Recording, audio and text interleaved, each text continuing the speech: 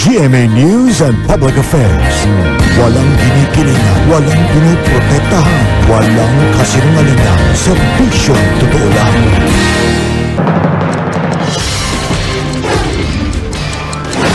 Nag-iisang naka-jackpot ng mahigit 741 million pesos sa loto. Hindi pa kinukuha ang kanyang premyo. Winning combination.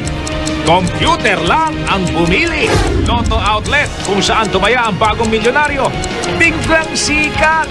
May matatanggap ding porsyento mula sa jackpot. Reporter, napagkamalang nanalo sa loto. May fan page na. LPG, tataas ng 3 piso kada kilo simula mamayang hating gabi. Masusundan pa raw sa mga susunod na linggo. Dating pulis na nakulong dahil umano sa pagsira ng mga ebidensya sa Visconde Massacre. Nakalaya na. Mga tindera sa mga pinasarang palengke sa Balintawak dahil sa botya. Umaabilang payagan silang makapagtinda ngayong magpapasko. Exclusive. Buntis na tinangka umanong patayin ng 2 pulis sa Laguna. Nakunan, desidido pa rin ituloy ang kaso. Mahigit 65,000 pesos na naiwan ng pasahero. Isinauli ng taxi driver.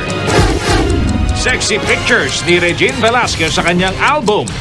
Hindi raw nagustuhan ni Ogie Alcacid. At Marian Rivera.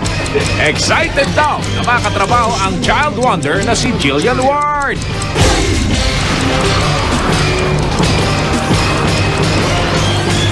Mula sa GMA Network Center, narito si Mel Bianco, Mike Enriquez. Ito ang 24 Oras.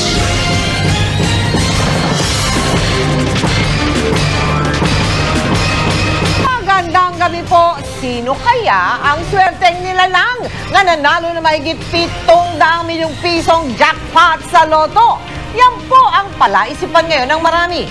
Matapos kinumpirma ng PCSO na isang mananaya ng loto sa Subic Bay sa Zambales ang tumama sa winning combination.